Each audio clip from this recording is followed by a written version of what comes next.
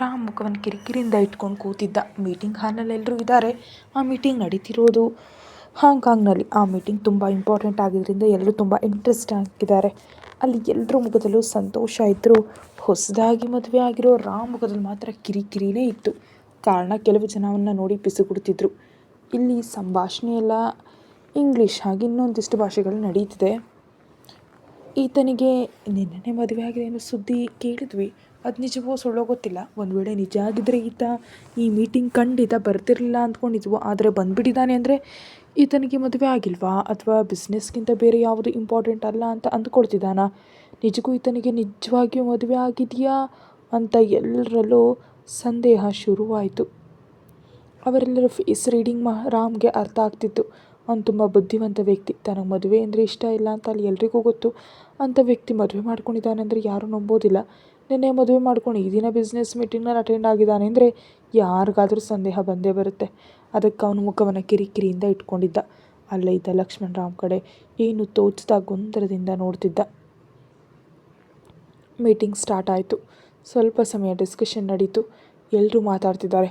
ಅವರವರ ವರ್ಷನಲ್ಲಿ ಅವ್ರು ಹೇಳಬೇಕಾದನ್ನು ಹೇಳ್ತಾ ಇದ್ದರೆ ತೋರಿಸ್ಬೇಕಾದ ಪ್ರೋಗ್ರಾಮ್ಸ್ಗಳನ್ನ ತೋರಿಸ್ತಿದ್ದಾರೆ. ರಾಮ್ ಸರದಿ ಬಂತು. ಅವನು ಮೊದಲಿಗೆ ತಾನು ಹೇಳಬೇಕು ಅಂತ ಅಂದ್ಕೊಂಡ ಮುಖ್ಯವಾದ ವಿಷಯದ ಬಗ್ಗೆ ಮಾತಾಡ್ತಿದ್ದಾನೆ. ಅಲ್ಲಿರೋರೆಲ್ಲ ಅವನು ಹೇಳ್ತಾ ಇರೋದನ್ನು ಕೇಳಿ ಆಶ್ಚರ್ಯಪಡ್ತಿದ್ದಾರಷ್ಟೇ ಅಲ್ಲ, ರಾಮ್ ಪಕ್ಕದಲ್ಲಿದ್ದ ಲಕ್ಷ್ಮಣ್ ಕೂಡ ನಂಬಲಾಗದಾಗ ನೋಡ್ತಿದ್ದ. ಇಷ್ಟಕ್ಕೂ ಅವನು ಏನು ಮಾತಾಡ್ತಿದ್ದಾನೆ ಅಂದರೆ, ನಾನು ಒಂದು ಸುಂದರವಾದ ಹುಡುಗಿಯನ್ನು ನೋಡಿ ಇಷ್ಟಪಟ್ಟೆ. ನಂಗೆ ತುಂಬ ಇಷ್ಟ ಆಯಿತು. Love at first sight. ಅದಕ್ಕೆ ತಡ ಮಾಡದೆ ಮದುವೆ ಮಾಡಿಕೊಂಡೆ. I am so happy. ಇನ್ನು ಇಲ್ಲಿಗೆ ಮೀಟಿಂಗ್ಗೆ ಬಂದ ವಿಷಯಕ್ಕೆ ಬಂದರೆ, ಅವಳೇ ನನ್ನನ್ನು ಬಲವಂತ ಮಾಡಿ ಕಳಿಸ್ಕೊಟ್ಲು. ನಿಮ್ಮ ಬಿಸ್ನೆಸ್ಗೆ, ನಿಮ್ಮ ಸಕ್ಸಸ್ಗೆ ಯಾವತ್ತೂ ಅಡ್ಡಿ ಬರಬಾರ್ದು, ನೀವು ಯಾವಾಗಲೂ ಬ್ಯುಸಿಯಾಗಿರಬೇಕು ಅಂತ ಬಲವಂತ ಮಾಡಿ ಕಳಿಸಿದ್ದಾಳೆ. ಅದಕ್ಕೆ ನಾನೀಗ ಮೀಟಿಂಗ್ನಲ್ಲಿ ಇದ್ದೀನಿ. ಇಷ್ಟೇ ಅಲ್ಲ, ಯಾವಾಗಲೂ ಇರ್ತೀನಿ. ಎಲ್ರಿಗಿಂತ ಮುಂದೆ ಇರ್ತೀನಿ. ನಂಬರ್ 1 ಆಗಿ ನಾನೇ ಇರ್ತೀನಿ. ನಿಮ್ಮೆಲ್ಲರ ಸಂದೇಹಗಳು ತೀರಿದರೆ ಇನ್ನು ನನ್ನ ವರ್ಕ್ ವಿಷಯದಲ್ಲಿ ನಾನು ಹೇಳಬೇಕು ಅಂದ್ಕೊಂಡ ವಿಷಯಗಳನ್ನ ಮಾತಾಡ್ತೀನಿ ಅಂತ ಊಹಿಸದ ಶಾಕ್ ಕೊಟ್ಬಿಟ್ಟ. ಲಕ್ಷ್ಮಣ್ ನಂಬಲಾಗದ ಹಾಗೆ ನೋಡ್ತಾ ಮನಸ್ಸಿನಲ್ಲಿ ಅಂದ್ಕೊಂಡ, ಈ ಮಹಾಶಯರು ಸುಂದರವಾದ ಹುಡುಗಿಯನ್ನು ನೋಡಿ ಇಷ್ಟಪಟ್ಟು ಮದುವೆ ಆದ್ರ? ನಿಜಕ್ಕೂ ಅದು ಮದುವೆನಾ? ಇವ್ರ ಮದುವೆಯಲ್ಲಿ ಹೇಗಿದ್ರು ನಾನು ನೋಡಲಿಲ್ವೇನೋ? ನಂಬೋರಿದ್ರೆ ಎಷ್ಟು ಕತೆಗಳನ್ನ ಆದರೂ ಹೇಳ್ತಾರೆ. ಇವರ ಬುದ್ಧಿವಂತಿಕೆ ಬಗ್ಗೆ ನನಗೆ ಗೊತ್ತಿಲ್ವೇ? ಇಲ್ಲಿರೋರು ಪಿಸುಗುಡ್ತಿದ್ದಾರೆ ಅಂತ ಎಲ್ರಿಗೂ ಆನ್ಸರ್ ಕೊಟ್ಬಿಟ್ರು. ಏನೇ ಆದರೂ ಸೀತಾ ಮೇಡಮ್ ತುಂಬ ಸುಂದರವಾಗಿದ್ದಾರೆ ಅಂತ ಸರ್ ಒಪ್ಕೊಂಡ್ರಲ್ಲ, ಸೂಪರ್ ಅಂತ ಅಂದ್ಕೊಂಡ. ರಾಮ್ ಹೇಳಬೇಕಾದನ್ನು ಮಾತಾಡಬೇಕಾದನ್ನೆಲ್ಲ ಮಾತಾಡ್ದ. ಮೀಟಿಂಗ್ ಮುಗೀತು. ಎಲ್ಲರೂ ರಾಮ್ಗೆ ವಿಶ್ ಮಾಡ್ತಾ ಹ್ಯಾಪಿ ಮ್ಯಾರಿಡ್ ಲೈಫ್ ಅಂತಿದ್ರೆ, ಅವನು ಮಾತ್ರ ಮನಸ್ಸಿನಲ್ಲಿ I am happy, but married ಲೈಫ್ನಲ್ಲಿ ಹ್ಯಾಪಿ ಅನ್ನೋದಿರಲ್ಲ, ಅದೆಲ್ಲ ಕೇವಲ ನಾನ್ಸೆನ್ಸ್ ಅಷ್ಟೇ ಅಂತ ಅಂದ್ಕೊಂಡ ಆತ. ಅವ್ರ ಮುಂದೆ ಎಷ್ಟೋ ಬುದ್ಧಿವಂತಿಕೆಯಿಂದ ನಡೆದುಕೊಂಡು ಎಲ್ಲರೂ ಬಾಯಿ ಮುಚ್ಚಿಸ್ದೆ ಅಂತ ದೊಡ್ಡದಾಗಿ ಫೀಲ್ ಆಗ್ತಾ ಅಲ್ಲಿಂದ ಒಟ್ಟು ಹೋಗ್ತಿರುವಾಗ ಕೆಲವರು ಕೇಳಿದರು, ನಿಮ್ಮ ಬ್ಯೂಟಿಫುಲ್ ವೈಫ್ ಹೇಗಿರ್ತಾರೆ ಅಂತ ನಮ್ಮೆಲ್ರಿಗೂ ನೋಡಬೇಕಿದೆ. ನೀವು ನಿಮ್ಮ ವೈಫ್ ಜೊತೆ ಸೇರಿ ಒಂದು ಇಂಟರ್ವ್ಯೂ ಕೊಟ್ಟರೆ ಚೆನ್ನಾಗಿರುತ್ತೆ. ನಿಮ್ಮ ಮದುವೆಗಂತೂ ಬರೋದಕ್ಕಾಗಲಿಲ್ಲ, ನಿಮ್ಮ ಜೋಡಿಯನ್ನಾದರೂ ನೋಡಬೇಕು ಅಂತ ಅನ್ನಿಸ್ತಿದೆ ಅಂತಿದ್ರೆ ರಾಮ್ಗೆ ಹಾಗಲಕಾಯಿ ರಸನ ಗಟಗಟ ಕುಡಿದಷ್ಟು ಕಹಿ ಅನ್ನಿಸಿದ್ವು ಆ ಮಾತಿಗೆ. ಅವನೇನು ಉತ್ತರ ಹೇಳಬೇಕು ಅರ್ಥ ಆಗದೆ ಹಾಗೆ ಕೆಲವು ಕ್ಷಣ ತಡಬಡಾಯಿಸ್ದ. ಲಕ್ಷ್ಮಣ್ ಇನ್ನೊಂದು ಶಾಕ್ ತಿಂದ. ರಾಮ್ ಯಾವುದೇ ವಿಷಯದಲ್ಲೂ ತಡಬಡಾಯಿಸೋದಿಲ್ಲ, ತುಂಬ ಬುದ್ಧಿವಂತಿಕೆಯಿಂದ ನಡ್ಕೊಳ್ತಾನೆ. ಅಂಥದ್ರಲ್ಲಿ ಮಾತುಗಳಲ್ಲಿ ತಡಬಡಾಯಿಸೋದು ಕಂಡ ತಕ್ಷಣ ಲಕ್ಷ್ಮಣಗೆ ಶಾಕ್ ಕೊಡದಂತಾಯಿತು. ಅದಕ್ಕೆ ರಾಮ್ ಪರವಾಗಿ ಲಕ್ಷ್ಮಣ ಮಧ್ಯ ಪ್ರವೇಶಿಸಿ ಹೇಳ್ದ, ನಮ್ಮ ಬಾಸ್ ಯಾವಾಗಲೂ ಬ್ಯುಸಿ, ಈಗಲೇ ಯಾರಿಗೂ ಇಂಟರ್ವ್ಯೂಸ್ ಕೊಡುವಷ್ಟು ಟೈಮ್ ಅವರಿಗಿಲ್ಲ. ಅಷ್ಟೇ ತಾನೇ ಬಾಸ್, ಇನ್ನು ಹೊರಡೋಣ ಅಂತಂದ. ರಾಮ್ ಹೌದು ಅನ್ನುವ ಹಾಗೆ ತಲೆ ಆಡಿಸಿ ಹೊರಗಡೆ ಬಂದ. ಕಾರಿನ ಹತ್ರ ಬಂದು ಗಟ್ಟಿಯಾಗಿ ಉಸಿರು ಬಿಟ್ಟು, ನನಗೆ ಮದುವೆಯಾಗಿ ಇನ್ನೂ 24 ಗಂಟೆಗಳು ಆಗಿಲ್ಲ, ಆಗಲೇ ನೋಡಿದ್ಯಲ್ಲ ನನ್ನ ಪರಿಸ್ಥಿತಿ. ಅದಕ್ಕೆ ಐ ಹೇಟ್ ಮ್ಯಾರೇಜ್. ಇನ್ನು ಆ ವೈಫ್, ಆಕೆ ಮಾತಾಡೋ ಮಾತುಗಳು ಕೇಳಿದ್ರೆ ಇನ್ನೂ ಕಿರಿಕಿರಿ ಆಗ್ತಾ ಇದೆ. ನನಗೆ ಕೋಪ ಬರುತ್ತೆ. ಆಕೆ ನನಗೆ ತುಂಬ ಅಹಂಕಾರ ಅಂತ ಅಂತಾಳ. ನಿಜ ಹೇಳಬೇಕಂದ್ರೆ ಎಲ್ಲಿಲ್ಲದ ಅಹಂಕಾರ ಅವಳಿಗಿದೆ. ನನ್ನನ್ನು ಎದುರಿಸಿ ಮಾತಾಡುವಾಗ ಮಾತಾಡಿದ್ದಾಳೆ. ಒಬ್ಬ ಹೆಂಡತಿಯ ಗಂಡನಿಗೆ ಕೊಡೋ ಗೌರವ ಇದೇನಾ? ಈ ಹೆಣ್ಣುಮಕ್ಕಳೆಲ್ಲ ಇಷ್ಟೇ, ಮದುವೆಯಾದ ಗಂಡನಿಗೆ ಗೌರವ ಕೊಡಲ್ಲ, ಆದರೆ ಪತಿವ್ರತೆಯರ ಥರ ಕತೆಗಳು ಮಾತ್ರ ಚೆನ್ನಾಗಿ ಹೇಳ್ತಾರೆ. ಐ ಹೇಟ್ ಮ್ಯಾರೇಜ್ ಅಂತ ಇನ್ನೊಮ್ಮೆ ಹೇಳಿ ಕಾರನ್ನು ಹತ್ತಿದ. ಲಕ್ಷ್ಮಣ್ ಮತ್ತೊಮ್ಮೆ ಶಾಕ್ ತಿಂದ. ಈ ಮಹಾಶಯನಿಗೆ ಅಹಂಕಾರ ಕಿಲೋಗಟ್ಟಲೆ ಇದೆ. ಆ ವಿಷಯ ನಮ್ಮೆಲ್ರಿಗೂ ಗೊತ್ತು. ಆದರೆ ಇದುವರೆಗೆ ಇವರೆದುರು ನಿಂತು ಆ ಮಾತನ್ನು ಹೇಳೋ ಧೈರ್ಯ ಯಾರೂ ಮಾಡಿರಲಿಲ್ಲ. ಸೀತಾ ಮೇಡಮ್ ಆ ಧೈರ್ಯ ಮಾಡಿದ್ದಾರೆ. ಸರ್ಗೆ ನೀನು ಅಹಂಕಾರ ಇರೋ ವ್ಯಕ್ತಿ ಅಂತ ಅಂದಿದ್ದಾರ. ಅಮ್ಮ, ಅವರ ಧೈರ್ಯ ಮಾಮೂಲಲ್ಲ. ನಿಜವಾಗಿಯೂ ಸರ್ ಸರಿಯಾಗಿ ಬುಕ್ ಆಗಿದ್ದಾರೆ ಅಂತ ಅಂದ್ಕೊಂಡ ಲಕ್ಷ್ಮಣ್. ಬೆಳಗಿನ ಜಾವದ ವೇಳೆಗೆ ರಾಮ್ ಮನೆಗೆ ತಿರುಗಿ ಬಂದ.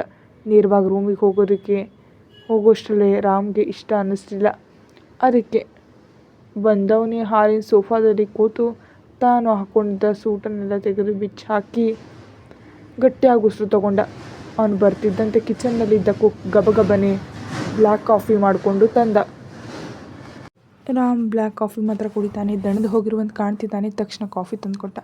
ಅವನು ಆ ಕಾಫಿ ಕುಡಿಯುತ್ತಿರುವಾಗ ಪ್ರಕಾಶ್ ಅವರು ರಾಮ್ನನ್ನು ನೋಡಿದ್ರು. ಅವ್ರು ತುಂಬ ಕೋಪ ಮಾಡ್ಕೊಳ್ತಾ ಮಗನ ಮುಂದಕ್ಕೆ ಹೋಗೋದಕ್ಕೆ ಹೊರಟಾಗ ಲಲಿತಾ ಅವರು ನೋಡಿ ತಡೆದ್ರು. ಈಗ ಸದ್ಯಕ್ಕೆ ಏನೂ ಮಾತಾಡಬೇಡಿ, ಅವನ್ನ ನೋಡಿದ್ರೆ ತಿಳಿಯುತ್ತೆ ತುಂಬ ದಣದಿದ್ದಾನೆ. ಅವನಿಗೆ ನಾನು ಏನಾದರೂ ಅಂದರೆ ಅವನು ಸೀರಿಯಸ್ ಆಗೋ ಚಾನ್ಸ್ ಇದೆ. ಮನೆ ಸೊಸೆಯಾಗಿ ಬಂದು ಹುಡುಗಿ ಮುಂದೆ ಇದೆಲ್ಲ ಚೆನ್ನಾಗಿರಲ್ಲ. ಅವನು ಮೊದಲು ರೂಮಿಗೆ ಹೋಗಿ ಬರಲಿ ಅಂತ ಅಡ್ಡಿಪಡಿಸಿದ್ರು. ಮರುದಿನದವರೆಗೂ ರಾಮ್ ಮನೆಗೆ ಬರಲಿಲ್ಲ. ತುಳಸಿ ಅವರು ಸೀತಾ ಇದ್ದ ರೂಮಿಗೆ ಹೋಗಿ ಏನು ಮಾತಾಡ್ತಿದ್ದಾರೋ ಗೊತ್ತಿಲ್ಲ. ಆಕೆ ಹೋದ್ಮೇಲೆ ಲಲಿತಾ ಅವರು ಸೀತಾಳ ಹತ್ರ ಬಂದರೆ ಅವಳು ತಲೆನೋವಿದೆ ಅಂತ ಸುಳ್ಳು ಹೇಳಿ ಮಲ್ಕೊಳ್ತೀನಿ ಅಂತ ಬಾಗಿಲು ಹಾಕ್ಕೊಂಡು ರೂಮ್ನಲ್ಲೇ ಉಳಿದು ಬಿಟ್ಲು. ಆದರೆ ಅವಳು ತುಂಬ ಸಂಕಟ ಪಡ್ತಾ ಇದ್ದಾಳೆ. ಕುತ್ತಿಗೆಯಲ್ಲಿ ಮೆರೀತಿರೋ ಮಂಗಳಸೂತ್ರವನ್ನು ಕೈಗೆ ತಗೊಂಡು ಮುಂದೆ ಏನು ನಡೀತೋ, ಮುಂದಿನ ಪರಿಸ್ಥಿತಿ ಹೇಗಿರುತ್ತೋ ಅಂತ ಹೆದರ್ತಾ ಕೂತಿದ್ದಾಳೆ. ಆ ದಿನವೆಲ್ಲ ಆಕೆ ಸರಿಯಾಗಿ ಊಟ ಮಾಡಲಿಲ್ಲ. ಪ್ರಕಾಶ್ ಅವರು ಹಾಗೂ ಲಲಿತಾ ಅವರು ಎಷ್ಟೋ ಹೇಳಿ ನೋಡಿದ್ರು, ಆಕೆ ಏನನ್ನೂ ತಗೊಳ್ಳಿಲ್ಲ.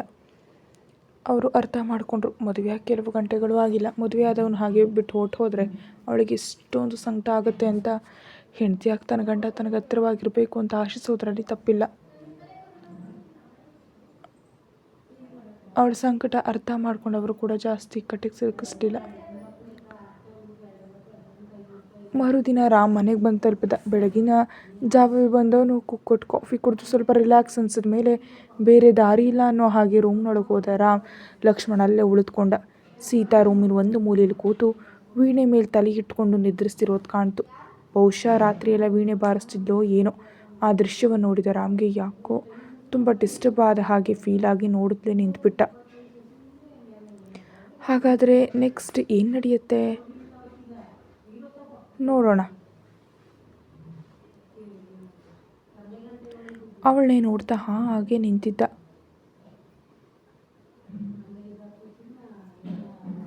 ರೂಮ್ನಲ್ಲಿ ಏನೋ ಶಬ್ದವಾದಾಗನ್ಸಿ ನಿದ್ರಿಸ್ತಿದ್ದಂಥ ಸೀತಾ ಕಣ್ಣು ಬಿಟ್ಟು ನೋಡಿದ್ಲು.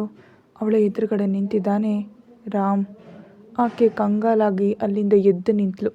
ರಾಮ್ ಅರ್ಥ ಆಗದ ಹಾಗೆ ನೋಡ್ತಾ, ಹೇಯ್, ಇಲ್ಯಾಕೆ ಮಲಗಿದೆಯಾ? ಇದೇನಿದು ಮ್ಯೂಸಿಕ್ ಇನ್ಸ್ಟ್ರೂಮೆಂಟ್ ಥರ ಇದೆ, ನೀನು ವೀಣೆ ಬಾರಿಸ್ತೀಯಾ ಅಂತ ಕೇಳ್ದ. ಅವನು ಅಷ್ಟೊಂದು ಸಾಫ್ಟಾಗಿ ಮಾತಾಡೋದನ್ನು ನೋಡಿ ಸೀತಾಗೆ ಶಾಕ್ ಆಯಿತು. ಅದಕ್ಕೆ ಉತ್ತರ ಕೊಡದೆ ವಿಚಿತ್ರವಾಗಿ ನೋಡ್ತಾ ಇದ್ದಾಳೆ. ರಾಮ್ ಕಿರಿಕಿರಿ ಮಾಡ್ಕೊಳ್ತಾ, ನಿನಗೇನಾದರೂ ಕಿವಿ ಕೇಳಿಸಲ್ವಾ? ನಿನ್ನೆ ಕೇಳ್ತಾ ಇರೋದು. ಈ ರೂಮ್ನಲ್ಲಿ ಇನ್ಯಾರಾದರೂ ಇದ್ದಾರಾ ಏನು? ನೀನೇ ತಾನೇ ಇರೋದು? ನನ್ನನ್ನಲ್ಲ ಅನ್ನೋ ಹಾಗೆ ನೋಡ್ತೀಯಾ ಯಾಕೆ ಅಂದ. ಸೀತಾಳ ಹೃದಯ ಭಾರವಾಗಿದೆ. ಮನಸ್ಸಿಗೆ ಕಷ್ಟವಾಗಿದ್ದರೂ ಅನಿವಾರ್ಯ ಅನ್ನೋ ಹಾಗೆ ಮಾತಾಡ್ತಿದ್ದಾಳೆ. ಸಾರಿ, ನೀವು ಹೇಗೆ ಕೇಳ್ತಿದ್ರೆ ನನಗೆ ವಿಚಿತ್ರವಾಗಿ ಅನ್ನಿಸ್ತಿದೆ, ಅದಕ್ಕೆ ಡೌಟಾಗಿ ನೋಡ್ತಿದ್ದೆ. ರಾಮ್ ಅರ್ಥ ಆಗದ ಹಾಗೆ ನೋಡ್ತಾ, ಕೆಲವು ಕೋಟಿಗಳ ಬಿಸ್ನೆಸ್ ಮಾಡ್ತಾ ಎಷ್ಟೋ ದೇಶಗಳ ಲೀಡರ್ಸ್ಗಳನ್ನೆಲ್ಲ ದೊಡ್ಡ ದೊಡ್ಡ ಬಿಸ್ನೆಸ್ ಮ್ಯಾನ್ಗಳನ್ನ ಒಂದು ಕ್ಷಣದಲ್ಲಿ ಅರ್ಥ ಮಾಡಿಕೊಂಡು ಅವ್ರ ಮುಂದೆ ಚಕ್ರ ಉಳಿಸಿದ್ದೀನಿ. ಆದರೆ ಹೆಣ್ಣು ಮಕ್ಕಳ ಆಲೋಚನೆಗಳನ್ನ ಅಂದಾಜು ಮಾಡೋದಕ್ಕೂ ನನ್ನ ಕೈಯಿಂದ ಆಗ್ತಾನೇ ಇಲ್ಲ ಅಂತ ಅಂದ್ಕೊಂಡ ಮನಸ್ಸಿನಲ್ಲೇ. ನೀವು ಮನಸ್ಸಿನಲ್ಲಿ ಏನಿರುತ್ತೋ ಯಾರು ತಿಳ್ಕೊಳ್ಳೋದಕ್ಕೆ ಸಾಧ್ಯ ಇಲ್ಲ. ನೀನು ನನ್ನ ವೈಫಾಗಿ ಬಂದು ನಂಗೆ ತಲೆನೋವು ಬರೋ ಹಾಗೆ ಮಾಡ್ತಿದ್ಯಾ. ನಿನ್ನ ಮಾತಿನ ಅರ್ಥ ಏನು? ನೀನು ಹಾಗೆ ನಿದ್ರೆ ಮಾಡ್ತಿದ್ಯಾ ಅಂತ ನನಗೆ ಅರ್ಥ ಆಗ್ತಿಲ್ಲ. ಈ ರೂಮ್ನಲ್ಲಿ ನೀನು ಮಲಗೋ ಜಾಗ ಕಾಣಿಸ್ಲಿಲ್ವಾ? ಬಂದು ಇಲ್ಲಿ ಮಲಗಿದ್ಯಾ? ನಿನ್ನನ್ನು ಹೀಗೆ ನೋಡಿ ಮನೆಯವ್ರು ನನ್ನನ್ನು ವಿಲನ್ ಅಂದ್ಕೊಳ್ಬೇಕು ಅಂತ ತಾನೇ ಇಲ್ಲಿ ಬಂದು ಮಲಗಿದ್ಯಾ? ಸೀತಾ ನಿಟ್ಟುಸಿರು ಬಿಟ್ಟು, ಹಾಗೇನಿಲ್ಲ ರೀ, ರಾತ್ರಿ ಒಬ್ಬಳೇ ಇದ್ದೆ, ಹೊಸ ಜಾಗ ಅಲ್ವಾ, ನಿದ್ದೆ ಬರಲಿಲ್ಲ, ಹೆದರಿಕೆ ಆಯಿತು. ನನಗೆ ಸಂಗೀತ ಅಂದ್ರೆ ಇಷ್ಟ, ವೀಣೆ ಬಾರಿಸ್ತಿರ್ತೀನಿ. ಹಾಗೆ ಸ್ವಲ್ಪ ಸಮಯ ವೀಣೆ ಬಾರಿಸ್ತಾ ಯಾವಾಗ ನಿದ್ದೆ ಹತ್ತೋ ನನಗೆ ಗೊತ್ತಾಗಲಿಲ್ಲ. ಸಾರಿ, ನಿಮ್ಮನ್ನು ಬ್ಯಾಡ್ ಮಾಡಬೇಕು ಅನ್ನೋ ಉದ್ದೇಶ ನನಗಿಲ್ಲ. ರಾಮ್ ಮುಖ ತಿರುಗಿಸ್ಕೊಂಡು, ಸರಿ, ನೀನು ಹೀಗೆ ಹೆದರೋದು ನನಗೇನು ಇಷ್ಟ ಇಲ್ಲ. ಒಬ್ಬಳೇ ಇದ್ದರೆ ಹೆದರಿಕೆ ಅಂದ್ಕೊಂಡ್ರೆ ನೀನು ತುಂಬ ಬಾರಿ ಹೆದರಬೇಕಾಗತ್ತೆ. ವಾರದಲ್ಲಿ ನಾನು 4-5 ದಿನ ಮನೆಗೆ ಬರಲ್ಲ. ಹೇಳಿದ್ನಲ್ಲ ನಾನು ಬ್ಯುಸಿ ಅಂತ. ನನ್ನನ್ನು ತಡೆಯೋ ಪ್ರಯತ್ನ ಮಾಡಬೇಡ. ನೀನು ನಿನ್ನ ಲಿಮಿಟ್ಸ್ನಲ್ಲಿ ಇರಬೇಕಂದ. ಆಕೆ ಬೇಸರದಿಂದ ನೋಡ್ತಾ, ನಾನು ನಿಮಗೆ ಅಡ್ಡಿ ಬರಲ್ಲ, ಒಬ್ಬಳೇ ಇರೋದನ್ನು ರೂಢಿ ಮಾಡ್ಕೊಡ್ತೀನಿ. ರಾಮ್ ಮನಸ್ಸಿನಲ್ಲಿ ಡೌಟ್ ಬಂತು. ಮೊನ್ನೆ ಅಷ್ಟೊಂದು ಸೊಕ್ಕಿನಿಂದ ಮಾತಾಡಿದವಳು ಈ ದಿನ ಏನು ಇಷ್ಟೊಂದು ಭಯ ಭಕ್ತಿ ತೋರಿಸ್ತಿದ್ದಾಳೆ. ಲೇಡೀಸ್ ನನಗೆ ಅರ್ಥ ಆಗಲ್ಲ ಅಂದ್ಕೊಳ್ತಾ, ಓಕೆ, ನಾನು ಫ್ರೆಶ್ ಅಪ್ ಹೊರಗೆ ಹೋಗಬೇಕು, ನೀನು ಸ್ವಲ್ಪ ಹೊತ್ತು ಹೋಗಿ ಬೆಡ್ ಮೇಲೆ ಮಲ್ಕೋ ಅಂತ ಅಲ್ಲಿಂದ ವಾರ್ಡ್ರೂಮ್ ಕಡೆ ಹೋಗ್ತಿದ್ದ. ಸೀತಾ ಬೇಣಿನ ಪಕ್ಕಕ್ಕಿಟ್ಟು ಮುಂದಕ್ಕೆ ಹೆಜ್ಜೆ ಇಡ್ತಿದ್ರೆ ಕಾಲಿನ ಗೆಜ್ಜೆ ಸತ್ ಕೇಳಿಸ್ತು. ರಾಮ್ ಹಿಂತಿರುಗಿ ನೋಡ್ದ. ಅವ್ನು ಹಿಂತಿರುಗಿ ನೋಡಿದಾಗ ಆಕೆ ಅವನ ಕಣ್ಣಲ್ಲಿ ಕಣ್ಣಿಟ್ಟು, ನಿಮ್ಗೆ ಕಾಫಿ ತಂದು ಕೊಡ್ಲಾ? ನೀವು ಕೂಡ ತುಂಬ ದಣಿದಿರೋ ಹಾಗೆ ಕಾಣ್ತಿದ್ದೀರಿ. ರಾಮ್ ಒಂದು ಕ್ಷಣ ಕಾಬಿರಿ ಬಿತ್ತು. ಈ ಹುಡುಗಿ ತುಂಬ ಸುಂದರವಾಗಿದ್ದಾಳೆ. ಮೊನ್ನೆ ಕ್ಲಾರಿಟಿಯಾಗಿ ನೋಡಿರಲಿಲ್ಲ. ನಿದ್ದೆ ಮುಖ ನಿಜವಾಗ್ಲೂ ಮೇಕಪ್ ಇರ್ತಿದ್ರು ಬ್ಯೂಟಿಫುಲ್ ಆಗಿದ್ದಾಳೆ. ಅತ್ತೆ ಸೆಲೆಕ್ಷನ್ ಪರವಾಗಿಲ್ಲ, ಚೆನ್ನಾಗಿದೆ. ಆದರೆ ಎಲ್ಲಿಲ್ಲದ ಅಹಂಕಾರ. ನಾನು ಮೀಟಿಂಗ್ನಲ್ಲಿ ಸುಳ್ಳು ಹೇಳಿಲ್ಲ, ಸುಂದರವಾದ ವೈಫ್ ಇವಳೆ ಅಂತ ಅಂದ್ಕೊಂಡ. ಸೀತಾ ಅವನ ಪರೀಕ್ಷಿಸುವಂತ ನೋಡ್ತಾ, ಏನ್ರಿ ಹಾಗೆ ನೋಡ್ತಿದ್ದೀರಿ, ಕಾಫಿ ತಂದು ಕೊಡ್ಲಾ? ಅಷ್ಟೇ ರಾಮ್ ಅಲರ್ಟ್ ಆಗ್ತಾ, ನೋ, ನೀನು ಯಾಕೆ ನನಗೆ ಕಾಫಿ ಕೊಡಬೇಕು? ಮನೇಲಿ ವರ್ಕರ್ಸ್ ತುಂಬ ಜನರಿದ್ದಾರೆ. ಈ ಓವರ್ ಆ್ಯಕ್ಷನ್ ಬೇಡ ಅನ್ನೋದು. ನಿನಗೆ ನಾನೇನು ಹೇಳಿದ್ದೀನೋ ಅದನ್ನೇ ನೀನು ಮಾಡಬೇಕು. ಎಕ್ಸ್ಟ್ರಾಗಳು ಮಾಡಿಬಿಡ, ಹೋಗಿ ಬೆಡ್ ಮೇಲೆ ಮಲ್ಕೋ, ನಾನು ಆಲ್ರೆಡಿ ಕಾಫಿ ಕೊಡ್ತಿದ್ದೀನಿ ಅಂತ ಸೀರಿಯಸ್ ಆಗಾದ. ಸೀತಾ ಮನಸ್ಸಿನಲ್ಲೇ ಬೈದ್ಕೊಂಡು, ಮನೆಯಲ್ಲಿ ಕೆಲಸದವ್ರಿಗೆ ತಾಳಿ ಕಟ್ಟೋದು ಹೆಂಡತಿಗೂ ಒಂದೇನಾ? ನಾನು ನಿನಗೆ ಓವರ್ ಆ್ಯಕ್ಷನ್ ಮಾಡ್ತಿರೋ ಕಾಣ್ತಿದ್ದೀನ? ನೀನೇ ಓವರ್ ಮಾಡ್ತಿದ್ಯಾ. ಇದಕ್ಕಿಂತ ಹೆಚ್ಚಾಗಿ ತಾಳ್ಮೆಯಿಂದ ಮಾತಾಡೋದು ನನ್ನ ಕೈಯಿಂದ ಆಗಲ್ಲ. ಈ ದಿನಕ್ಕೆ ಸಾಕು ಅಂದ್ಕೊಂಡು ಅಲ್ಲಿಂದ ಬೆಡ್ ಮೇಲೆ ಗಬಗಬನೇ ನಡ್ಕೊಂಡು ಹೋದ್ಲು. ಆಕೆ ಹಾಗೆ ಗೆಜ್ಜೆ ಇಡ್ತಿದ್ದಾಗ ಗೆಜ್ಜೆ ಸದ್ದು ಕೇಳಿಸ್ತಿತ್ತು. ರಾಮ ಆ ಶಬ್ದ ಕಿರಿಕಿರಿ ಮಾಡ್ಕೊಳ್ಬೇಕಿತ್ತು, ಆದರೆ ಯಾಕೋ ಅವನಿಗೆ ಅವಳ ಹೆಜ್ಜೆ ಸದ್ದು ಇಷ್ಟ ಆಯಿತು. ಇಲ್ಲ ಅನ್ನತ್ಲೆ ಆಕೆ ಬೆಡ್ ಮೇಲೆ ಎದುರಿಸೋವರೆಗೂ ಆ ಶಬ್ದವನ್ನು ಅಬ್ಸರ್ವ್ ಮಾಡ್ತಾ ತನ್ನ ಬಟ್ಟೆಗಳನ್ನೆಲ್ಲ ಏನೇನೋ ನೋಡ್ಕೊಳ್ತಿದ್ದ. ಸೀತಾ ಬೆಡ್ ಹತ್ತಿ ಮಲ್ಕೊಂಡ್ಳು. ಆ ಸೌಂಡ್ ನಿಂತು. ರಾಮ್ ಹಿಂತಿರುಗಿ ನೋಡ್ದ. ಸೀತಾ ಬೆಡ್ ಮೇಲೆ ಮಲಗಿದ್ದಾಳೆ. ಸೀರೆ ಉಟ್ಕೊಂಡಿರೋ ಅವಳ ಪಾದಗಳ ಗೆಜ್ಜೆ ಬಟ್ಟೆಗಳಿಂದ ಮುದ್ದಾಗಿ ಕಾಣಿಸ್ತಿದೆ. ರಾಮ್ ಹಾಗೇ ನೋಡ್ತಾ ನೈಸ್ ಅಂದ್ಕೊಳ್ತಾ ಅಂತ ಮುಖ ತಿರುಗಿಸ್ಕೊಂಡು ಡ್ರೆಸ್ ಸೆಲೆಕ್ಟ್ ಮಾಡ್ಕೊಂಡು ಫ್ರೆಶ್ ಅಪ್ ಆಗಿ ಹೊರಗೆ ಬಂದ. ಅವ್ನು ಟವೆಲ್ ಸುತ್ಕೊಂಡಿದ್ದ. ರೂಮ್ನಲ್ಲಿ ಇನ್ನೊಬ್ಬ ಮನುಷ್ಯ ಇದ್ದಾಳೆ ಎಂಬ ಆಲೋಚನೆ ಇರಲಿಲ್ಲ. ಹೊರಗೆ ಬಂದು ಎಷ್ಟು ನಾರ್ಮಲ್ ಆಗಿ ಡ್ರೆಸ್ ಹಾಕ್ಕೊಂಡು ಸ್ಟೈಲಾಗಿ ಹೇರ್ ಸೆಟ್ ಮಾಡ್ಕೊಳ್ತಾ ಕನ್ನಡಿಯಲ್ಲಿ ನೋಡ್ಕೊಳ್ತಿರುವಾಗ ಏನೋ ನೆನಪಾದ ಹಾಗೆ, ಓ ಮೈ ಗಾಡ್, ಈ ವೈಫ್ ನನ್ನ ನೋಡಿದಾಳ ಅಂತ ಕಂಗಾಲಾಗ್ಬಿಟ್ಟ. ಆ ರೂಮ್ ತುಂಬ ದೊಡ್ಡದಾಗಿತ್ತು. ಅವನು ಡ್ರೆಸ್ ಹಾಕೊಂಡು ನಿದ್ರಿಸಿ ಸೀತಾಳ ಬೆಟ್ಟ ಹತ್ರ ಬಂದ. ಆಕೆ ತುಂಬ ಪ್ರಶಾಂತವಾಗಿ ನಿದ್ದೆ ಮಾಡ್ತಿದ್ಲು. ರಾಮ್ ಉಫ್ ಅಂತ ನಿಟ್ಟುಸಿರು ಬಿಟ್ಟು, ಎಲ್ಲಿಗೂ ಹೋಗೋ ಕೆಲಸ ಇದೆ ಅಂತ ಗಬಗಬನೇ ಹೊರಗೆ ಹೋಗ್ತಾ ಅವಳ ಪಾದಗಳು ನೋಡ್ತಾ, ನೀನು ಎಷ್ಟು ಸುಂದರವಾಗಿದ್ರು ನನಗೆ ನಿನಗಿಂತ ನನ್ನ ಬಿಸ್ನೆಸ್ ಇಂಪಾರ್ಟೆಂಟ್ ಅಷ್ಟೇ ಅಂತ ತನಗೆ ತಾನೇ ಹೇಳ್ಕೊಳ್ತಾ ಹೊಟ್ಟೋದ. ರಾಮ್ ದಾಟಿ ಹೊರಗೆ ಬರ್ತಿದ್ದಂತೆ ಅಲ್ಲಿ ತನಕ ಕಾಯ್ತಿರೋ ತಂದೆ ಪ್ರಕಾಶ್ ಅವ್ರನ್ನ ನೋಡ್ದ. ಅವ್ರ ಮಗನ ಕೈ ಹಿಡಿದು ತನ್ನ ಜೊತೆ ಬರೋದಕ್ಕೆ ಹೇಳಿದ್ರು. ರಾಮ್ಗೆ ಫ್ಲೈಟ್ ಲೇಟ್ ಆಗುತ್ತೆ ಅಂತ ಹೇಳ್ಬೇಕನ್ನಿಸ್ತು, ಆದರೆ ಅವ್ರು ಸ್ವಲ್ಪ ಸೀರಿಯಸ್ ಆಗಿದ್ದಾರೆ ಅಂದ್ಕೊಂಡು ಸುಮ್ಮನಾದ. ಸದ್ಯಕ್ಕೆ ರಾಮ್ ಆಗಿ ಪ್ರಕಾಶ್ ಅವ್ರು ಒಂದು ಕಡೆ ಕೂತಿದ್ದಾರೆ. ಅಲ್ಲಿಗೆ ಲಲಿತಾ ಅವ್ರು ಬಂದರು. ಪ್ರಕಾಶ್ ಅವ್ರು ಹೇಳಿದ್ರು, ಸೀತಾ ನೀನು ಇಡೀ ದಿನ ಸಂಕಟ ಪಡ್ತಾ ಏನೇನೋ ತಿಂದೆ ರೂಮ್ನಲ್ಲಿ ಉಳಿದ್ಬಿಟ್ಟಿದ್ದಾಳೆ ಗೊತ್ತಾ ನಿನಗೆ? ರಾಮ್ ಅರ್ಥ ಆಗದ ಹಾಗೆ, ಸೀತಾ ಯಾರು ಅಂದ. ಅಷ್ಟೇ ಅವ್ರ ಕೋಪ ಡಬಲ್ ಆಗೋಯ್ತು. ಪ್ರಕಾಶ್ ಅವ್ರು ಸೀರಿಯಸ್ ಆಗಿ ಆನ್ಸರ್ ಮಾಡಿದ್ರು, ಯಾರಾ? ನೀನು ತಾಳಿ ಕಟ್ಟಿದ್ದು ನಿನ್ನ ಹೆಂಡತಿ. ರಾಮ್, ಅವಳ ಹೆಸರು ನಿನಗೆ ಗೊತ್ತಿಲ್ವಾ ಅಂದರು. ರಾಮ್ ಇಕ್ಕಟ್ಟಿನಲ್ಲಿ ನೋಡ್ತಾ, ನನ್ನ ವೈಫ್ ಹೆಸರು ಸೀತಾ, ಅತ್ತೆ ಅವಳ ಹೆಸರು ಡೀಟೇಲ್ಸ್ ಹೇಳಿದ್ಲು, ಬಟ್ ನಾನು ಅಷ್ಟಾಗಿ ಇಂಟ್ರೆಸ್ಟ್ ಇಟ್ಟಿರಲಿಲ್ಲ. ಈಗ ತಿಳಿತಲ್ಲ, ಮೈ ವೈಫ್ ನೇಮ್ ಸೀತಾ ಅಂದ. ಪ್ರಕಾಶ್, ಏನಿದು? ರಾಮ್, ಆಕೆ ನಿನಗಾಗಿ ಸಂಕಟ ಪಡ್ತಾ ಕಾಯ್ತಿದ್ರೆ ನೀನು ಮತ್ತೆ ಎಲ್ಲೋ ಹೊರಟು ಹೋಗಿದೆಯೇ? ರಾಮ್, ನನಗಾಗಿ ಆಕೆ ಸಂಕಟ ಪಡಬೇಕು? ನಾನೇನು ಅವಳನ್ನ ಫುಡ್ ತೊಗೊಳ್ದೆ ರೂಮ್ನಲ್ಲಿ ಇರೋದಕ್ಕೆ ಹೇಳಿಲ್ವಲ್ಲ, ರಾಣಿಯಾಗಿರೋದಕ್ಕೆ ಹೇಳಿದ್ದೀನಿ. ಆದರೂ ಆಕೆ ನನಗಾಗಿ ಯಾಕೆ ಕಾಯಬೇಕು? ನಾನು ಮುಂಚೆ ಹೇಳಿದ್ದೀನಿ ಅವಳಿಗೆ ಐ ಆಮ್ ಬ್ಯುಸಿ ಅಂತ. ಪ್ರಕಾಶ್ ಅವರ ಆವೇಶದಿಂದ ಏನೋ ಮಾತಾಡೋದಕ್ಕೆ ಪ್ರಯತ್ನಿಸಿದಾಗ ಲಲಿತಾ ಅವ್ರು ತಡೆದು, ಅದೆಲ್ಲ ರಾಮ್, ನೀನು ಯಾವಾಗಲೂ ಬ್ಯುಸಿ, ಆ ಸಂಗತಿ ನಮ್ಗೆ ಗೊತ್ತಿಲ್ವಾ? ಆದರೆ ಹೊಸದಾಗಿ ಮದುವೆಯಾಗಿ ನೀವು ಮನೆಗೆ ಬಂದಿದ್ದಾಳೆ ನಿನ್ನ ಹೆಂಡತಿ. ಆಕೆ ನಿನ್ನ ಜೊತೆ ಸ್ವಲ್ಪ ಸಮಯ ಆದರೂ ಕಳಿಬೇಕು ಅಂತ ಬಯಸ್ತಾಳಲ್ವಾ? ಕೆಲವು ದಿನಗಳು ಅವಳಿಗಾಗಿ, ಹಾಗೆ ನಮ್ಮ ಸಂತೋಷಕ್ಕೆ ಕನಿಷ್ಠ ರಾತ್ರಿ ವೇಳೆಯಲ್ಲಾದರೂ ಮನೆಯಲ್ಲಿರೋ ಪ್ರಯತ್ನ ಮಾಡು ಪ್ಲೀಸ್. ಇದಕ್ಕಿಂತ ಹೆಚ್ಚಾಗಿ ನಿನ್ನ ಇಕ್ಕಟ್ಟಿಗೆ ಸಿಲುಕ್ಸಲ್ಲ ಅಂದರು. ಅಷ್ಟೇ. ರಾಮ್ ರೂಮ್ನಲ್ಲಿ ನಡೆದು ಸೀನ್ ನೆನಪಿಸ್ಕೊಳ್ತಾ, ಸರಿ ಅಮ್ಮ, ಪ್ರಯತ್ನಿಸ್ತೀನಿ, ಬಟ್ ಒಂದು ಕಂಡೀಷನ್, ಇನ್ನೊಮ್ಮೆ ಆ ಹುಡುಗಿಗಾಗಿ ಈ ಥರ ಡಿಸ್ಕಷನ್ ಇಡಬಾರ್ದು. ಮ್ಯಾಕ್ಸಿಮಮ್ ನೈಟ್ ಮನೆಗೆ ಬರೋದಕ್ಕೆ ಟ್ರೈ ಮಾಡ್ತೀನಿ, ಓಕೆನಾ? ಇನ್ನು ನಾನು ಹೊರಡಲ್ಲ, ಫ್ಲೈಟ್ ಲೇಟ್ ಆಗುತ್ತೆ ಅಂದ. ಪ್ರಕಾಶ್ ಅವ್ರು ಮಾತಾಡೋ ಪ್ರಯತ್ನ ಮಾಡಿದ್ರು. ಲಲಿತಾ ಅವ್ರು ಬೇಡ ಅಂತ ತಡೆದ್ರು. ರಾಮ್ ರಗಳೆ ಮಾಡ್ತಾ ಬಂದು ಕಾರ್ ಹತ್ತಿದ. ಲಕ್ಷ್ಮಣ ಅವನ ಜೊತೆಯಲ್ಲಿದ್ದಾನೆ. ಬಾಸ್ ಕೋಪದಲ್ಲಿದ್ದಾರೆ ಅಂತ ಯಾವುದೇ ಪ್ರಶ್ನೆ ಕೇಳಿದೆ ಸೈಲೆಂಟಾಗಿ ಕೂತಿದ್ದಾನೆ. ಆ ಕಾರ್ ವೇಗವಾಗಿ ಮುಂದಕ್ಕೆ ಹೋಗ್ತಿದೆ. ನೆಕ್ಸ್ಟ್ ಏನು ನಡೆಯುತ್ತೆ? ಲಕ್ಷ್ಮಣ ಜೊತೆಯಲ್ಲಿದ್ದಾನೆ, ಬಾಸ್ ಕೋಪದಲ್ಲಿದ್ದಾನೆ ಅಂತ ಯಾವುದೇ ಪ್ರಶ್ನೆ ಕೇಳಲಿಲ್ಲ. ರಾಮ್ ಮನಸ್ಸಲ್ಲಿ ಅಂದ್ಕೊಳ್ತಿದ್ದಾನೆ, ಈ ಹುಡುಗಿ ನಾನು ಇಲ್ಲ ಅಂತ ಫುಡ್ ತೆಗೆದುಕೊಳ್ತಿದ್ದಾಳಂತೆ, ಅಷ್ಟೊಂದು ಅವಶ್ಯಕತೆ ಏನಿತ್ತು? ಆಕೆ ಹೀಗೆ ಮಾಡಿದ್ರಿಂದಲೇ ತಾನೇ ನಾನು ಅಪ್ಪ ಅವ್ರಿಗೆ ಮಾತು ಕೊಡಬೇಕಾಗಿ ಬಂತು. ಈಗಂತೂ ಬಿಸಿಯಾಗಿದ್ದೀನಿ, ಮನೆಗೆ ಹೋದ್ಮೇಲೆ ಸ್ವಲ್ಪ ಸ್ಟ್ರಾಂಗ್ ಆಗಿ ಹೇಳ್ತೀನಿ, ಇನ್ನೊಂದು ಬಾರಿ ಇಂಥ ಪ್ಲ್ಯಾನ್ಸ್ಗಳು ಮಾಡಿದ್ರೆ ಸುಮ್ಮನಿರಲ್ಲ ಅಂತ. ಆದರೂ ಅತ್ತೆ ಅನ್ಬೇಕು, ನನಗೆ ಬ್ರೈನ್ ವಾಶ್ ಮಾಡಿ ಒಟ್ಟಿನಲ್ಲಿ ಮದುವೆಗೆ ಒಪ್ಪಿಸ್ಬಿಟ್ಲು. ಯಾವ ಒಬ್ಬ ಈಡಿಯಟ್, ನನ್ನಲ್ಲಿ ಏನೋ ಲೋಪ ಇದೆ, ಅದಕ್ಕೆ ಹೆಣ್ಮಕ್ಳಿಗೆ ದೂರ ಇದ್ದೀನಿ, ಮದುವೆ ಮಾತೇ ಎತ್ತುತ್ತಿಲ್ಲ, ಮದುವೆ ಅಂದರೆ ಇಷ್ಟ ಇಲ್ಲ ಅಂತಿದ್ದಾನೆ ಅಂತ ನ್ಯೂಸ್ನಲ್ಲಿ ಮಾತಾಡ್ದ. ಅದನ್ನು ಹಿಡ್ಕೊಂಡು ನನಗೆ ಗಂಡಸ್ತನ ಇಲ್ಲ, ನಾನು ಅದಕ್ಕೆ ಮದುವೆ ಮಾಡ್ಕೊಳ್ತಿಲ್ಲ ಅಂತ ಎಲ್ರಿಗೂ ಡೌಟ್ ಬರುತ್ತೆ, ಎಲ್ಲರ ಮುಂದೆ ಗೌರವ ಆಗುತ್ತೆ. ತಕ್ಷಣ ಮದುವೆಗೆ ಒಪ್ಕೋ ಅಂತ ನನ್ನನ್ನು ಈ ರೀತಿ ಮಾಡಿದ್ರು. ನಾನು ಈಗೂ ಹಠಾಗಿ ಅನಾವಶ್ಯಕವಾಗಿ ಕಮಿಟ್ ಆಗಿಬಿಟ್ಟೆ. ಪ್ರಾಬ್ಲಮ್ ಸ್ಟಾರ್ಟ್ ಆಗಿದೆ. ಸೀತಾ ಬುದ್ಧಿವಂತ ಹುಡುಗಿ ಅಂತ ಅಂದ್ಕೊಳ್ತಿದ್ದೀನಿ. ಆಲ್ರೆಡಿ ಅತ್ತೆ ಮೂಲಕ ನನ್ನ ವಿಷಯ ತಿಳ್ಕೊಂಡೇ ಇರ್ತಾಳೆ. ಆದರೆ ಸಡನ್ನಾಗಿ ತನ್ನ ಪದ್ಧತಿ ಬದಲಾಯಿಸಿದಾಳೆ. ಯಾಕೆ ಅಂದರೆ ಕೂಲಾಗಿ ಮಾತಾಡೋದು, ನಾನು ಹೇಳಿದಂತೆ ನಡ್ಕೊಂಡು ಹೋಗಿ ನಿದ್ರಿಸೋದು ಡ್ರಾಮವಾ? ನನಗೆದುರಿ ಅಲ್ವಾ? ನನ್ನವರ ಹತ್ರ ಇಕ್ಕಟ್ಟಿಗೆ ಸಿಲುಕಿಸಿ ತಾನು ಹ್ಯಾಪಿಯಾಗಿ ನಿದ್ದೆ ಮಾಡ್ತಿದ್ದಾಳ. ಹೇಳ್ತೀನಿ ಅವಳ ವಿಷಯ. ಈ ದಿನ ಹೇಗಾದರೂ ಬೇಗ ಮನೆಗೆ ಹೋಗ್ತೀನಿ. ನನ್ನ ಕೈಲಿರುತ್ತೆ ನನ್ನ ವೈಫ್ಗೆ ಅಂದ್ಕೊಂಡ. ನೀನೇನಮ್ಮ ಅಂತಿದ್ಯಾ? ಆ ಮೂರ್ಖ ಮದುವೆ ಮಾಡ್ಕೊಳ್ಳಲ್ಲ ಅಂತ ಶಬ್ದ ಮಾಡಿ ಸನ್ಯಾಸಿ ಮದುವೆ ಮಾಡ್ಕೊಂಡಿದ್ದಾನಾ? ಎಲ್ಲರ ಮುಂದೆ ತನ್ನ ಸುಂದರ ಹೆಂಡತಿ ಅಂತವನ್ನ ಹೊಗಳ್ತಿದ್ದಾನ? ಇದು ನಿಜವಾ ಅಥವಾ ಇದೇನಾದರೂ ಪ್ಲ್ಯಾನಾ? ಕೋಪ ಕಂಟ್ರೋಲ್ ಮಾಡ್ಕೊಳ್ತಾ ಕೇಳಿದ ಅವನ ಪಾರ್ಟ್ನರ್ ಮುರಳಿ. ಏಳು ಮುಖ ಇಟ್ಕೊಂಡು ಹೌದು, ಅವನ ಮೀಟಿಂಗ್ನಲ್ಲಿ ಎಲ್ಲರೂ ಡೌಟ್ ಹೋಗಲಾಡಿಸ್ತಾ ತನ್ನ ಬ್ಯೂಟಿಫುಲ್ ವೈಫ್ ಹೇಳಿದ್ದಕ್ಕೆ ಮೀಟಿಂಗ್ ಮಿಸ್ ಮಾಡದೆ ಬಂದಿದ್ದಾನಂತೆ. ಅವನು ಆ ಹುಡುಗಿಯನ್ನು ನೋಡಿದ ತಕ್ಷಣ ಲವ್ ಮಾಡಿದ್ದಾನೆ ಅಂತ, ಲವ್ ಅಟ್ ಫಸ್ಟ್ ಸೈಟ್ ಅಂತ ಬಿಲ್ಡಪ್ ಕೊಟ್ಟಿದ್ದಾನೆ. ನಾವು ಅವನ ಗಂಡಸ್ತನದ ಮೇಲೆ ತೆಪ್ಪೆ ಹಾಕಿ ಬಿಸ್ನೆಸ್ ರಂಗದಲ್ಲಿ ಮುಖ ತೋರಿಸಲಾಗದೆ ಎಲ್ಲೂ ಕಾಣಿಸ್ತಂತೆ ಅಡ್ಕೊಳ್ಳೋ ಹಾಗೆ ಮಾಡಿ ನಮ್ಮ ಇಷ್ಟು ವರ್ಷಗಳ ಸೋಲು ಅವಮಾನವನ್ನು ಮರೆಯೋಣ ಅಂದ್ಕೊಂಡ್ರೆ ಅವನು ಬುದ್ಧಿವಂತಿಕೆಯಿಂದ ನಡ್ಕೊಂಡು ಸೀಕ್ರೆಟಾಗಿ ಯಾರನ್ನ ಮದುವೆ ಮಾಡಿಕೊಂಡು ತಾನು ಗಂಡಸು ಅದರಲ್ಲಿ ಯಾವುದೇ ಡೌಟ್ ಇಲ್ಲ ಅಂತ ಎಲ್ಲರೂ ನಂಬೋ ಹಾಗೆ ಮಾಡಿದ್ದಾನೆ. ರುಚಿಗೆ ಹೇಳ್ದ, ರಾಮ್ ಬುದ್ಧಿವಂತ ವ್ಯಾಪಾರಿ, ಆದರೆ ಅವನು ಬುದ್ಧಿಗೇಡಿ ಕೆಲಸ ಮಾಡಿದ್ದಾನೆ. ಅದೇನು ಹೇಳ? ಮದುವೆ ಆಗಿದ್ರು ಸೀಕ್ರೆಟಾಗಿ ಮಾಡಿಕೊಂಡು ಆ ಹುಡುಗಿ ತನ್ನ ಹೆಂಡತಿ ಅಂತ ಪ್ರಪಂಚಕ್ಕೆ ತಿಳಿಯೋ ಅವಕಾಶ ಇಲ್ದಂತ ಮಾಡಿದ್ದಾನೆ. The great business man Ram. ಅಷ್ಟೊಂದು ಸೀಕ್ರೆಟಾಗಿ ಯಾಕೆ ಮದುವೆ ಆಗಿದ್ದಾನೆ ಅಂದರೆ ಇದರಲ್ಲಿ ಇನ್ನೇನೂ ಇದೆ.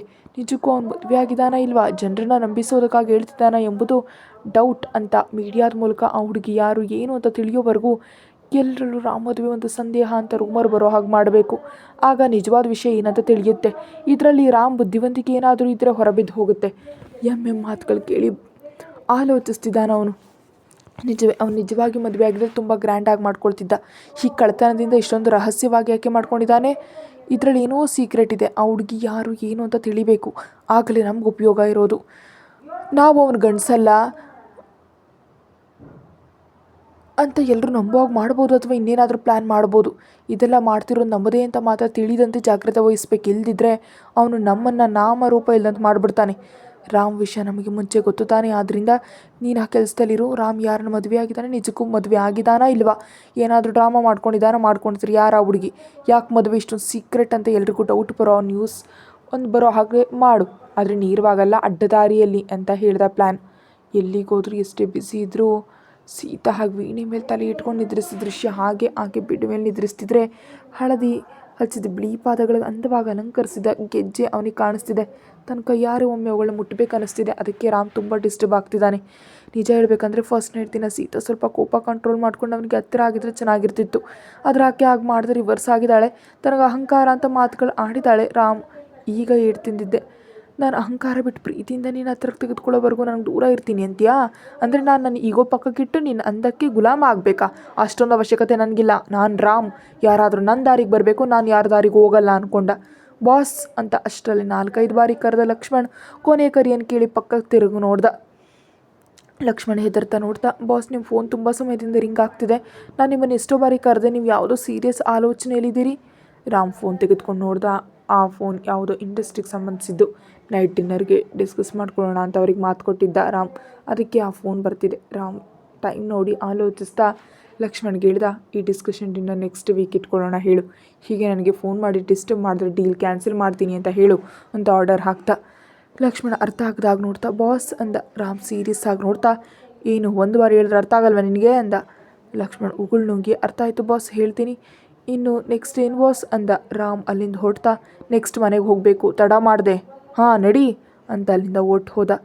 ಲಕ್ಷ್ಮಣ್ ಆಗ್ತಾ, ಬಾಸ್ ನಮ್ಮ ಮೇಡಮ್ನ ಮಿಸ್ ಮಾಡ್ಕೊಳ್ತಾರೆ ಅನಿಸುತ್ತೆ, ಅದಕ್ಕೆ ಅವರು ಪ್ಲ್ಯಾನ್ ಮಾಡಿದ ಈ ಡಿನ್ನರ್ ಡಿಸ್ಕಷನ್ ನೆಕ್ಸ್ಟ್ ವೀಕ್ಗೆ ಪೋಸ್ಟ್ಪೋನ್ ಮಾಡಿದ್ರು. ಸೂಪರ್ ಅಂದ್ಕೊಳ್ತಾ ಅಲ್ಲಿಂದ ಓಟ. ಕಾರ್ನಲ್ಲಿ ಕೂತಿರೋ ರಾಮ್ ಆಲೋಚನೆ ಪೂರ್ತಿ ಸೀತಾರ ಸುತ್ತಲೇ ತಿರುಗ್ತಿದೆ. ಆದರೆ ಲಕ್ಷ್ಮಣ್ ಅಂದ್ಕೊಂಡು ಹಾಗೆ ಮಿಸ್ ಮಾಡ್ಕೊಳ್ತಾ ಅಲ್ಲ, ಮತ್ತಿನ್ನೇನೋ ಫೀಲಿಂಗ್, ಅದೇನೋ ರಾಮ್ಗೆ ಅರ್ಥ ಆಗ್ತಿಲ್ಲ. ನೋಡಬೇಕು ಈಗ ರಾಮ್ ಸೀತಾಳ ಜೊತೆ ಗಲಾಟೆ ಮಾಡ್ತಾನೋ ಅಥವಾ ಜೊತೆಯಾಗಿ ಡಿನ್ನರ್ ಮಾಡ್ತಾನೋ ಅಂತ ಕಾಯಬೇಕಿದೆ. ನೋಡೋಣ.